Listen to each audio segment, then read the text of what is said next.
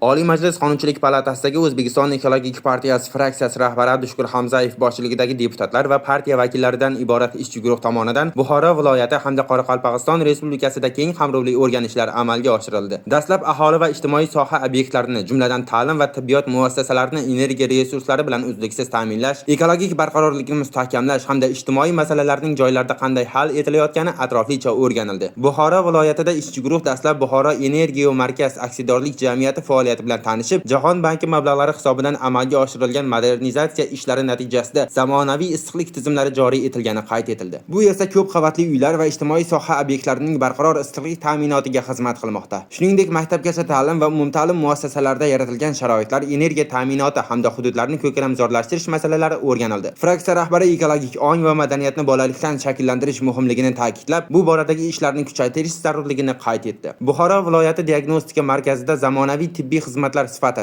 yuqori texnologiyali uskunalar imkoniyatlari bilan tanishilib, aholi salomatligini muhofaza qilishda tibbiyot muassasalarining o'rni alohida e'tirof etildi. Qoraqalpog'iston Respublikasidagi o'rganishlar doirasida qayta tiklanadigan energiya manbalari yo'nalishida faoliyat yuritayotgan korxonalar, oliy ta'lim muassasalari va hunarmandchilik maskanlari faoliyati o'rganildi. Nukus shahrida o'tkazilgan ochiq muloqotlarda Orolbo'yi hududidagi ekologik vaziyat, suv va yer resurslaridan oqilona foydalanish, yoshlarning ilmiy va innovatsion tashabbuslarini qo'llab-quvvatlash masalalari muhokama qilindi. Chimboy tumanidagi ta'lim muassasalari va mahalliy kengashlar faoliyati bilan tanishilib, energiya ta'minoti barqarorligini ta'minlash, deputatlik nazoratini kuchaytirish hamda ekologik masalalarni hududiy dasturlar bilan uyg'unlashtirish bo'yicha takliflar bildirildi. Mazkur o'rganishlar ekologik barqarorlikni ta'minlash, aholi farovonligini oshirish va hududlarda ijtimoiy-iqtisodiy rivojlanishni jadallashtirishga qaratilgan izchil sa'y-harakatlarining amaliy ifodasi bo'ldi.